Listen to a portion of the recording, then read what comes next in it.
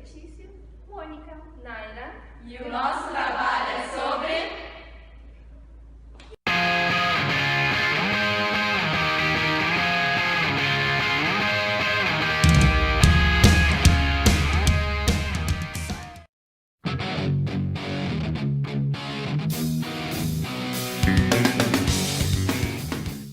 ao longo da história, os profissionais da área da saúde nunca foram considerados uma categoria profissional de alto risco para acidentes de trabalho.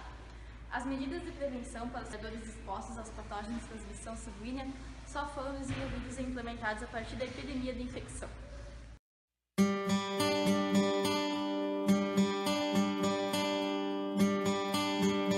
Eu vou falar um pouco sobre os tipos de exposição que ocorrem entre o profissional e o paciente.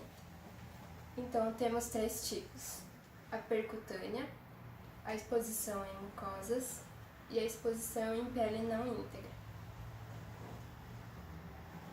A percutânea é quando o profissional utiliza materiais pérfuro-cortantes.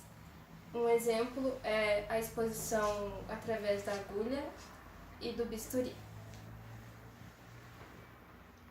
A exposição em mucosas ela ocorre quando há respingos de sangue no profissional, na proximidade do nariz, da boca e na região do pescoço. Em pele não íntegra é quando o profissional entra em contato com a dermatite do paciente. Então, quando o paciente tem alguma lesão ou feridas, algo assim. Após o contato com esse material biológico do paciente, é necessário fazer o preenchimento da notificação do acidente de trabalho com exposição do material biológico. Então, ali é preenchido o número da notificação, a data, o profissional, se o paciente possui algum tipo de doença contagiosa. E após esse preenchimento, é encaminhado o profissional e o paciente para fazer alguns exames. E se for necessário também é feito o exame do HIV, para ver se é positivo ou negativo. Materiais biológicos e risco de transmissões HIV, sangue, líquidos serosos, líquido amniótico e licor e líquido articular são fluidos e secreções corporais potencialmente infectantes. Não existem, no entanto, estudos epidemiológicos que permitam quantificar os riscos associados a esses materiais biológicos. Essas exposições devem ser avaliadas de forma individual, já que, em geral, esses materiais não são considerados como de baixo risco para a transmissão viral ocupacional. Indicação de profilaxia pós-exposição. Quando ela é indicada, ela deve ser iniciada o mais rápido possível, idealmente nas primeiras 2 horas após o acidente. Estudos em animais sugerem que a quimioprofilaxia não é eficaz quando iniciada 24 ou 48 horas após a contaminação. Recomenda-se que o prazo máximo para início da profilaxia seja de até 72 horas após o acidente. A duração da quimioprofilaxia é de 28 dias. Atualmente, existem diferentes medicamentos antirretrovirais potencialmente úteis, embora nem todos indicados para a profilaxia indicativa, com atuações em diferentes fases do ciclo de replicação viral do HIV. Mulheres em idade fértil oferecer o teste de gravidez para aquelas que não sabem informar sobre a possibilidade de gestação.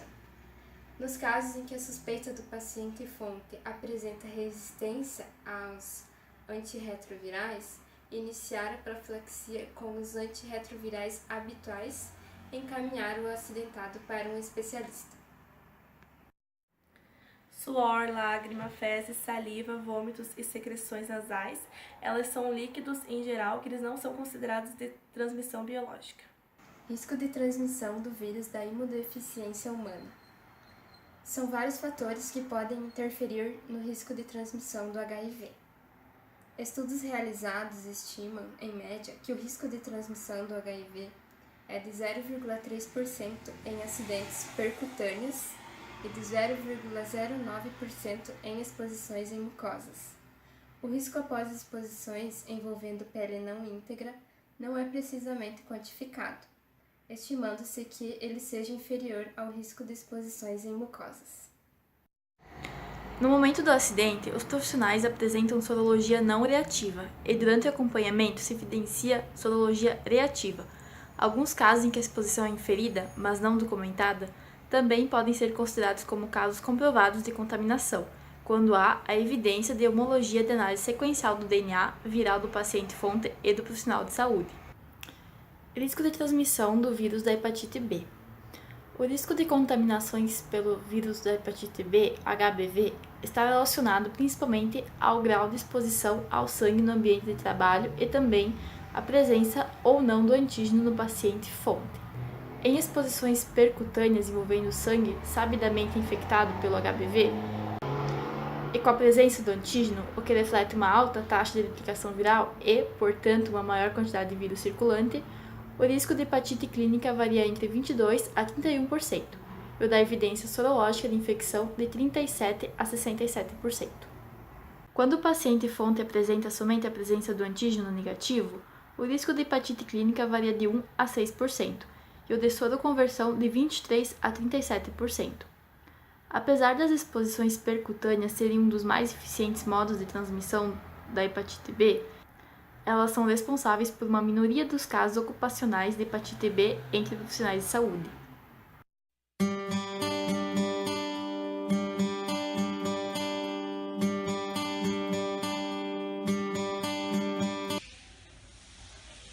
Oi, tudo bem? Como você pode entrar?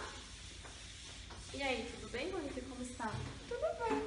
Só que eu estou fazendo odontologia e eu tenho que fazer um trabalho sobre os riscos biológicos no acidente de trabalho, no campo de trabalho.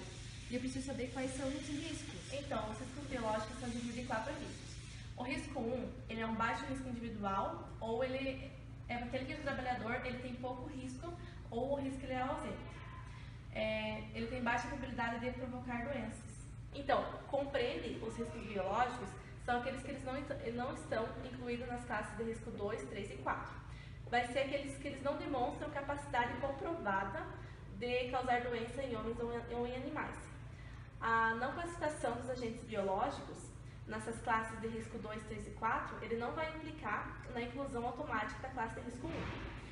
Para isso, sempre deve ser conduzida uma avaliação de risco baseada nas propriedades de outros representantes do mesmo gênero ou da família desse risco. Entendi. Muito obrigada, então. Por nada.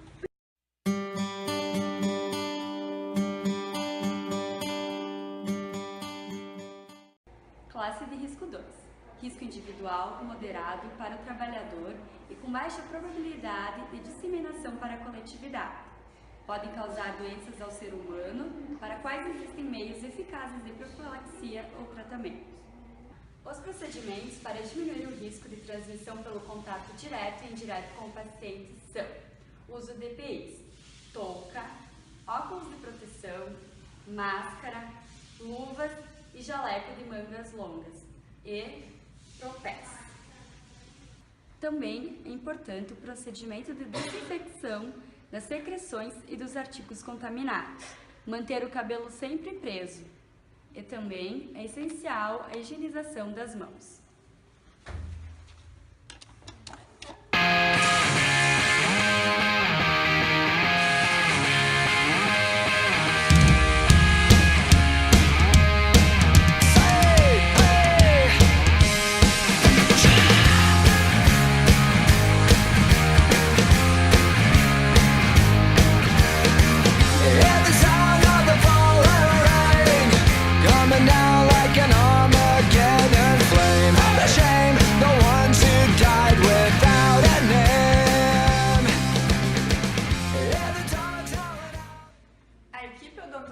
Está sujeita a diversas doenças adquiridas por meio do contato direto, que são mãos ou pele, ou indireto, que são superfícies dos ambientes ou os itens do próprio paciente, devido à proximidade e ao tempo de exposição prolongado durante a realização dos procedimentos, devendo ser adotadas medidas de precauções padrão para todos os pacientes.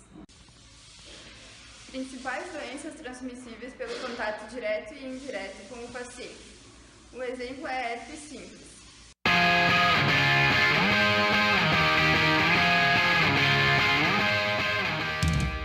Que é um vírus associado e causado pelas membranas mucosa e pele ao redor da cavidade oral. Pode permanecer em latência por longos períodos de tempo e sofrer reativação periódica, gerando a doença clínica ou subclínica. Seu modo de transmissão é o contato íntimo com o indivíduo transmissor do vírus a partir da superfície mucosa ou de lesão infectante. Conjuntivite. É uma doença ocular causada por vírus ou bactérias do tipo Staphylococcus e Streptococcus aerophilus, entre outros. A duração da doença não tratada chega a 2 semanas e seu contato se dá por fomites, inanimados ou contato direto de pessoa para pessoa. Pediculose ou piolho. A pediculose da cabeça é uma doença parasitária causada pelo piolho.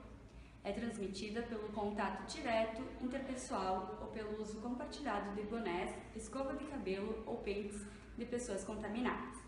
Sua principal manifestação clínica é coceira intensa no couro cabeludo, principalmente na parte de trás da cabeça, podendo atingir também o pescoço e a região superior do tronco. Com a coçadura das lesões, pode ocorrer infecções secundárias por bactérias, levando inclusive ao surgimento de gânglios no pescoço.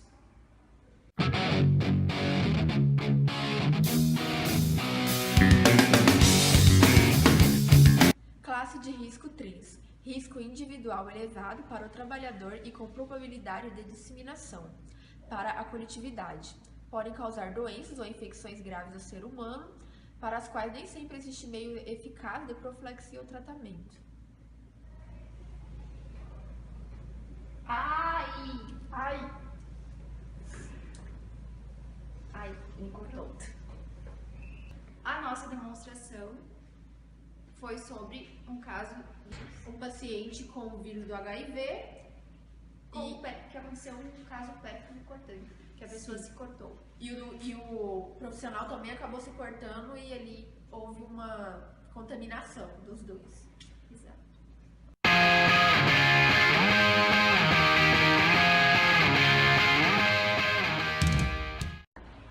Classe de risco 4. Alto risco individual para a comunidade. São os agentes biológicos com grande poder de transmissibilidade por via respiratória ou de transmissão desconhecida. Atualmente não há medidas profiláticas ou terapêuticas eficazes. Causam doenças humanas e animais de alta gravidade, com alta capacidade de disseminação na comunidade e no meio ambiente. Essa classe inclui principalmente os vírus. Um exemplo é o vírus Ebola. Hoje, terça-feira, dia 20, viemos fazer entrevista com um dentista. Formulamos algumas perguntas e logo vamos entrar na sala para perguntar e ele vai nos responder. Oi pessoal, hoje a gente veio fazer uma entrevista com o Dr. Ricardo. Dr. Ricardo, tudo bem? Tudo jóia, tudo bem e vocês? Muito Tudo calor? bem. Tá quente hoje. Tá bem com bastante calor. Então, doutor, quais as medidas que você utiliza para evitar acidentes com os materiais perfurocortantes? Vamos lá então. Primeiro o básico, né? A gente tem que utilizar todos os equipamentos de segurança, né? Luva, máscara, óculos, gorro. Então isso já é um começo. E técnicas que a gente utiliza na hora de remoção, por exemplo, da agulha, a remoção do bisturi, coisa assim que a gente utiliza, por exemplo, não vai usar a mão, usa uma pinça, sempre usa alguma coisa para remover, não utilizar. Existe uma técnica, uma professora nossa ensinou a questão de fechar a agulha, normalmente a gente tem costume de fechar a agulha, deixar parada a tampa e tu vir com a agulha e trazer para fechar, nunca trazer a ponta da tampa da agulha para fechar, que pode escapar, tu pode acabar te perfurando. Então tem que usar algumas técnicas que a gente aprende durante o curso também, e no dia a dia a gente aprende para evitar esse tipo de acidente, tá? Então, mas o básico é usar sempre a proteção e ter esses cuidados, sempre utilizar alguma coisa, não ir com a mão, sempre uma pinça, alguma coisa.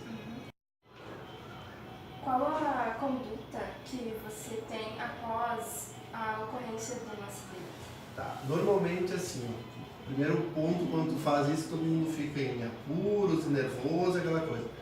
Normalmente existe uma escala, tá? Um tipo de perfuração, existe uma tabela que tu olha, tipo de perfuração, tempo que a seringa ficou exposta, quantidade de sangue, tem todo um roteiro que tu te leva a te dar um diagnóstico. Tu vai usar um medicamento, por exemplo, um coquetel, ou tu vai fazer um tipo de exames. Eu sempre procuro assim, tentar conversar com o paciente, e normalmente o paciente já fica meio amigo da gente, né? Então tu pega o paciente, leva, faz exames, para te tranquilizar também, uma conversa ajuda bastante. E muitas vezes tu fica na dúvida, coisa assim, tu acaba partindo para medicamentos, né? Hoje em dia existe o coquetel, existem coisas que tu acaba tomando para evitar qualquer complicação. Mas a conversa, essa sequência que existe, porque existe um guia de tu ir seguindo para dar um diagnóstico de se tu vai tomar um coquetel já ou não, se é um grau elevado, porque tem um grau que tu tem que avaliar bastante para ver. Mas é conversar, fazer exames, tanto do paciente como do teu, né? E uma boa conversa e seguir qualquer coisa, tomar medicamento. Você já teve alguma experiência? Uma picada no dedo, tá? Porque eu fui limpar meu material, que na época a gente limpava o instrumental, hoje em dia eu tenho secretária, né? Mas eu fui limpar e foi cair a capulha e fui pegar, e tive uma picada. Aí eu fui nessa tabela que te expliquei, parar e deu um risco zero, mas assim mesmo, porque eu tinha deixado o tempo já em cima e tal. Assim mesmo, por medo, peguei o paciente, levou no laboratório, foi feito coleta, foi feito exames completos nele e em mim, e fui cuidando a cada 6 meses, fazendo exames também. Mas já tive bastante colegas que teve esse contato, já tive pessoas, um colega meu que teve perfuração com cureta de império e o paciente era HIV positivo e ele acabou tendo que tomar coquetel. Mais uma colega minha tomou coquetel, a nossa sócia aqui dessa clínica acabou perfurando, não conseguiu contato com o paciente não veio para ela ir atrás e fazer exames, tomou coquetel por precaução, por medo, né? Então isso assim acaba sendo bem rotineiro, tu vê em escolas, quando vocês estão na graduação agora, tu vê que é bem rotineiro porque a pessoa ainda não tem toda aquela habilidade para manusear, para mexer, e é tudo vocês que tem que fazer. Nós, como temos a secretária, a gente instrui, tem material para isso, luvas especiais, luvas mais grossas, para procurar sempre evitar. Mas tem bastante casos sim, e eu tive uma, mas graças a Deus não deu nada. Então tá bom. Certinho? Então tá ok. Obrigada. Nada. Tchau. Tchau.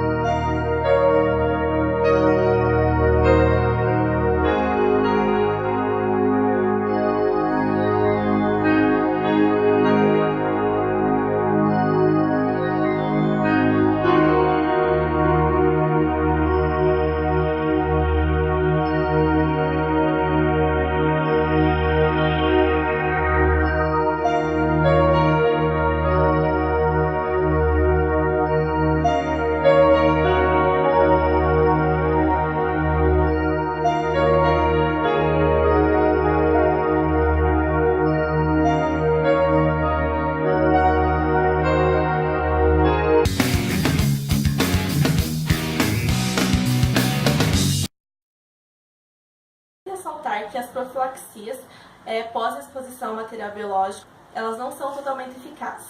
Assim, a prevenção da exposição ao sangue ou de outros materiais biológicos, ela é a principal e a mais eficaz medida para evitar a transmissão do vírus, do HIV e da hepatite B e C. Portanto, as ações educativas e as medidas de proteção individual, elas são fundamentais. Os acidentes de trabalho com sangue e outros fluidos potencialmente contaminados devem ser tratados como casos de emergência médica, uma vez que, para se obter maior eficácia, as intervenções para a profilaxia da infecção do HIV e hepatite B necessitam ser iniciadas logo após a ocorrência do acidente. Obrigada pela atenção de todos.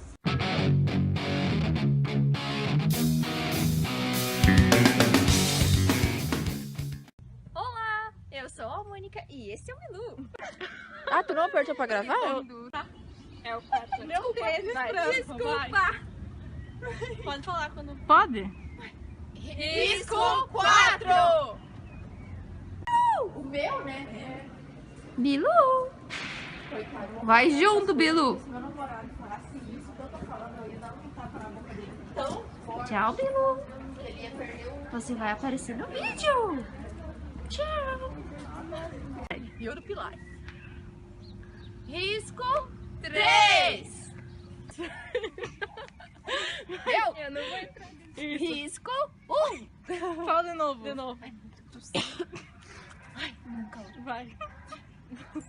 Sobre o risco 1. Deu. Nosso trabalho é sobre acidente de trabalho E conduta após o quê? Posição. Após